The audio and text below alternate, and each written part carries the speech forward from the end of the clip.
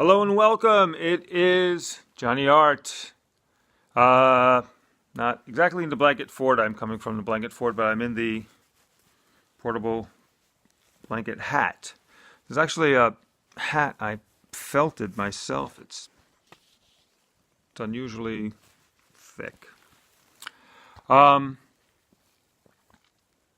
December 3rd, about 5 a.m.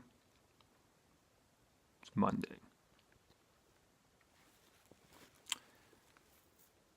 My saying. I don't know, man, I'm tired. I worked a long day and just fell asleep. I fell asleep in bed. That's kind of crazy if you can imagine that. And then I woke up and just in a weird in-between state biochemically, like kind of like I was like, I'm going to use this and program myself with some positive messages, which may or may not have happened. It's not too late. I'm going to program the world with some positive messages. I look like a Rasta sheikh. Yeah, I got this revelation the other day, and it's this. A gift is not something you have. A gift is something you give. And I'm going to make that my theme for 2019. I'm going to do another video where I talk about how I don't really like the whole idea of what would I do if this was my last year alive. Like, I have no urgency about that, or even concern about when I die. I'm trying to actually get into it. What I mean is trying to make friends with my death. My entry, my exit from consciousness and entry into oblivion. Death is life.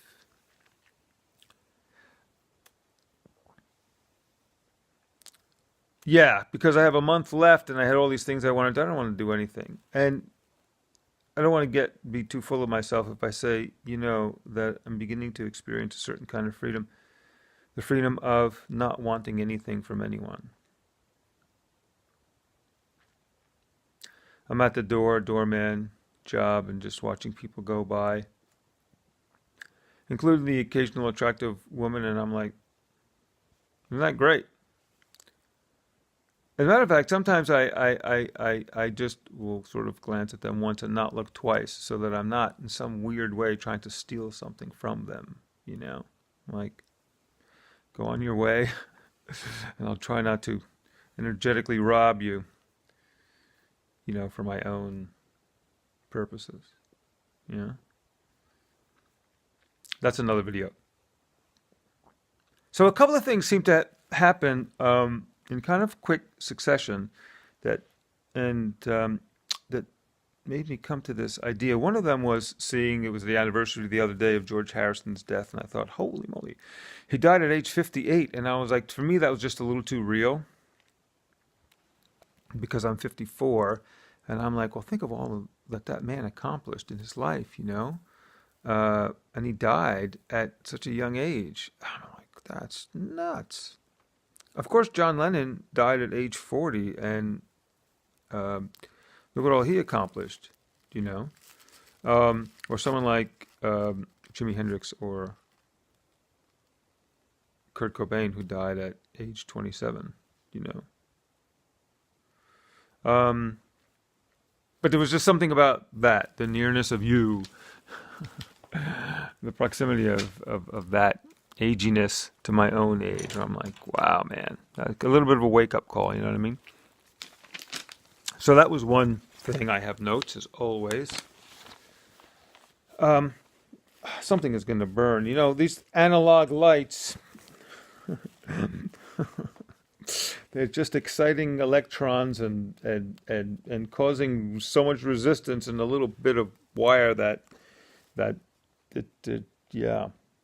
the wire glows. It's contained combustion, practically. Yeah, I'm trying not to burn my privates in public. Um, yeah, and I don't know where this kind of feeling arose, the sense that I really kind of got a little bit pissed off at the amount of time, the number of years that I lost to a very strange combination of depression and bad religious programming for my own very personal Christian journey, which was, whatever it was. But the message of to be in the world and not of the world, and however I internalized that, did not help me. Because I wound up for a long time not being crazily religious enough, which I totally endorse, unless you're blowing up statues and beheading people and all of that, or you know what I mean? Like that's not it. It makes you feel really good, and then sometimes if you're lucky, you can be a martyr. That's all inside your little culture, which may or may not contain any actual truth.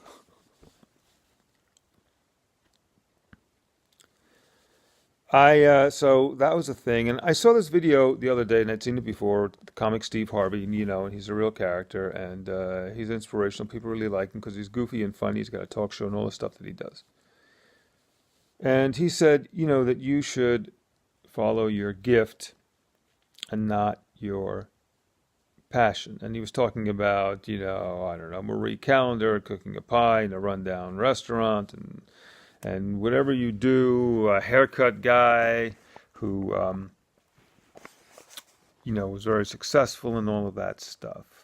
And, for me, my gift is some facility with drawing and creating shapes and forms and stuff. I was born an abstract artist, or in a way I could sort of born a kind of abstract expressionist. Well, more in the kind of like Robert Motherwell. Well, no, there's a little bit of Franz Klein in there too. In a way, I'm trying to push more towards that. But you can see I'm 50 or 60 years behind. And then there's other stuff that I want to do, and mostly what I want to do is kind of surprise myself.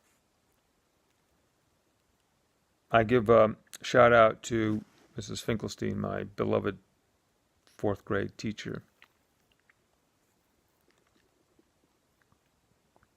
I really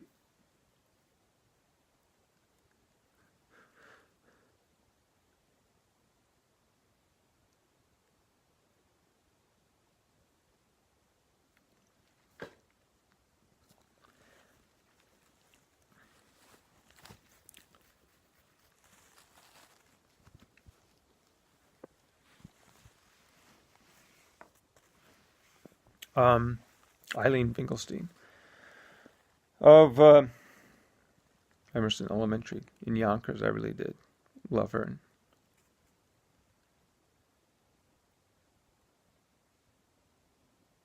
she loved me, and she made me into a poet, with her poetry writing and daily poetry writing assignment. Anyway, so there's other stuff I want to do, but mostly, sort of surprise myself and some kind of like something in the area of performance, singing, songwriting, something that I want to do or go through. When I was little, I had the thought of being an archaeologist until I thought, holy crap, I don't want to discover stuff that other people have made. I want to make my own stuff and leave it around and bury it and kind of make my name in some permanent sort of way. And I wound up many, many years later to study stone carving and to teach it, and that was pretty groovy. And then I did a lot with sculpture, and I thought, and then I finished that cycle. And now, I don't know, it's just a very strange thing. Even though I turned to doing some visual art stuff, drawings, and I post them and everything, and I really like them, and it's part of me. There's something about, like, the stuffness of stuff that I just don't think is it. And you see, like musicians, to make a living, they're making and selling merch, and I'm all for musicians being able to make a living. But the branding of self and the merching of merch, it's like we're all just gonna have closets full of each other's T-shirts. I just I just think of all of the cotton and the pesticides and everything, and the water that's used to make the merch to keep people alive in their chosen career. It's really crazy, man. It's crazy. It's something about that. I want to be like Anton, well, I don't know, Mesmer, von Mesmer. I just want to go on stage and just emanate and have people go home happy. You know? I mean, I'd be happier if I could do it like Leonard Cohen. You know what I mean? Ow, I'm burning something. Myself, my outer self. I'm burning my outer self. Um, oh, and then I watched this interview with this fellow. I can't think of his name right now. This brilliant guy, and he's like kind of like a computer hacker, and then he became a PhD and a neuroscientist. And I watched that interview, and I was like, this guy, I'm jealous of this guy. I'm really jealous because, well, especially patents hit me because I did this bowl invention thing, and I'm like still trying to work on it. And part of me is still resisting that. Like, there's enough bowls in the world, and my little improvement on bowlage is hardly enough to have to like make molds and squirt petrochemicals into it to make. It's all just stupid. I wouldn't mind if my little innovation just got translated into the world of future bowls and it changed the way bowls are made and used and stuff. But anyway, yeah, so I was jealous. I'm jealous of this guy because I thought this is what's possible if you stay awake and stay focused and use every minute of your day. I mean, I spent so many hours and days and lost so many years in a haze of laziness, depression, withdrawal, I mean, one thing covering for another, the religion and covering for the depression, covering for the laziness, and basically ending in being disengaged from life with real and imagined excuses. And so that kind of pissed me off. I mean, the guy is great, and there are people who have multiple PhDs, and they're and they're rowing champions, and by the way, they're climbing mountains. So I didn't, and I expressed that, and I expressed it to a friend of mine. And I thought, I don't want to sugarcoat this and try to be spiritual and tamp that down. I'm like, no, there's something here, and maybe I can use that anger, energy. And then I saw an interview with an inspirational lady, Lisa Nichols, and she was talking about, doing what you want to do. But she mentioned, well, yeah, it's going to be hard, and you actually are going to have to do work. And I put all of this together, and I thought, this idea of having a gift, I think it's true. I mean, I think that people do have gifts and that they are talented and they're born with certain abilities and proclivities in their bodies and minds and hands. And then, of course, they get enhanced too. Um, but she was talking about work, and work is the one thing that I've avoided, especially in areas where I'm confronted, like having to learn guitar. There's something about performance that's different, for instance, than visual arts, where you can go over a line and erase and take your time and paint out and repaint and stuff like that. I mean, in a strange way, subtractive sculpture, the way Michelangelo carved David, is a little more of a performance because you can't put a finger back without gluing it. I mean, there's certain things. Even that's not 100% true. I mean, there is a kind of a push and pull in stone carving, the way that there is in you know sculpting in clay. When you're doing it, you feel it and you know it. But anyway, I think of Al Hirschfeld and his incredibly dramatic line work, and I'm certain all of his work had pencil underdrawings. But when he was going to execute a line in ink, That's a performance. And I don't know how often he failed, and maybe they weren't these big calligraphic flourishes. They might have been stitched together for all I know. But that's, for me, kind of an example of a performative line, performance in the visual arts, right? But the thing about being, let's say, an actor or a musician or an athlete is it has to happen in the moment, and you have to have done all of the work. And the place where that mastery resides is kind of invisible, but it's not real. It's in your mind and will and nervous system. It's some algorithm in your being. But that's where I came to this idea that it's not just, oh, I have a gift, but that a gift is something that you give. And if you want to give something to the world, and if you want to bring something to the world, you have to work, and you have to develop that gift. You have to make it, and make it worthy, and make it beautiful, and put your whole self into it. I mean, this may be a place in which, to speak in broad cliches, Eastern philosophy has a bit of an edge over, let's say, Christian religious thought in valuing and honoring the actual present physical world.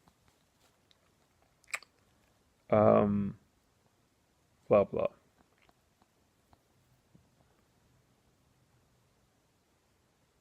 So that's the thought, and I think that will be my theme for 2019. A gift is not something you have. A gift is something you give.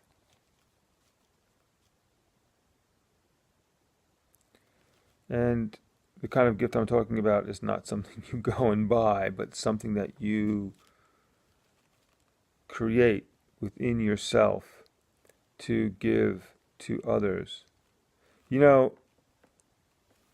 My former teacher talked a lot about being stingy, and that's one thing, and also the extent to which you think about yourself. And when you're someone like me, introverted, shy, depressed, living inside of my own head, it's taken me so long to get in touch with the outside world, and to slowly, slowly, slowly actually try to build and inhabit a self. But I think she's right that, my relationship with life, let's say not even with people, but with life, has really been to be stingy, to withhold and to wait. Like I'm waiting for my revelation, and then when I get my revelation and I get everything all lined up and secure and right, then I'll proceed. And,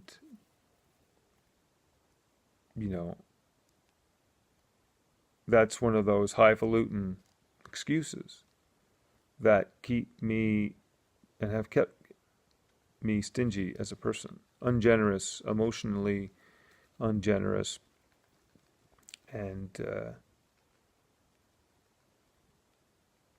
disconnected from life and from loving stuff and from diving deep and from learning and growing. And it's just something to see.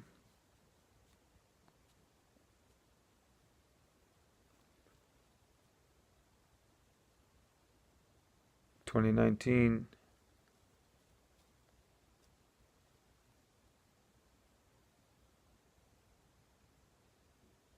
developing the gift. All right, I'm out.